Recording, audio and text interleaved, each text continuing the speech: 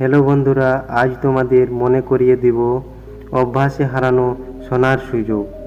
অনেক বছর আগে এক তরুণ ছেলে তার গুরুজির কাছে এসে বললেন, গুরুজি, আমি গরিব জীবনে ক্লান্ত, আমি তাড়াতাড়ি ধনী হতে চাই। আমাকে এমন কোনো উপায় বলুন যাতে খুব দ্রুত ধনবান হতে পারি।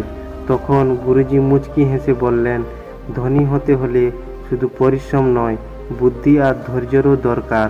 আমি তোমাকে এক গোপন রহস্য বলবো, কিন্তু শর্ত হলো তুমি ধৈর্য ধরে চেষ্টা করবে। গুরুজি বললেন, দেখো, এই সমুদ্রের ধারে অসংখ্য কাঁকর বা ছোট পাথরের মধ্যে একটা পাথর আছে যেটা গরম। যদি তুমি তা খুঁজে পেয়ে ঘরে আনো, তোমার হাত দিয়ে যেটাই স্পর্শ করবে সেটাই সোনা হয়ে যাবে। ছেলেটি উত্তেজিত হয়ে বলল, সত্যি গুরুজি? তাহলে তো আমি আজই ধনী হয়ে যাব। গুরুজি বললেন, মনে রেখো, শুধু গরম পাথরে সোনা বানাবে, ঠান্ডা পাথর কোনো কাজে লাগবে না। ছেলেটি কাজে নেমে যায়, পাথর তুলছে আর হাতে নিচ্ছে।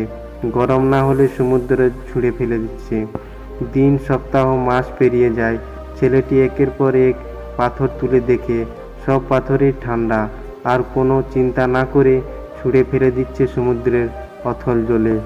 অবশেষে একদিন সে হাতে তোলে একটি গরম পাথর।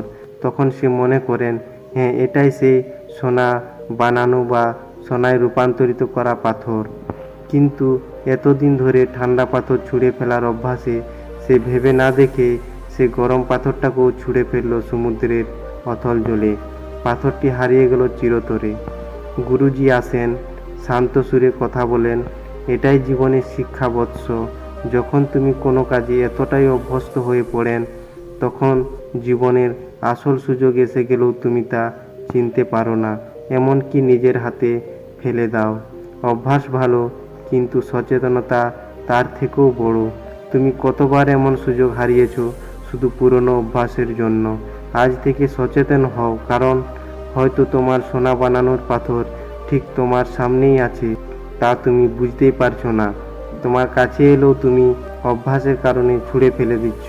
তাহলে বন্ধুরা, চ্যানেলে নতুন হয়ে থাকলে চ্যানেলটি সাবস্ক্রাইব করুন এই রকম মোটিভেশন স্টোরি শোনার জন্য।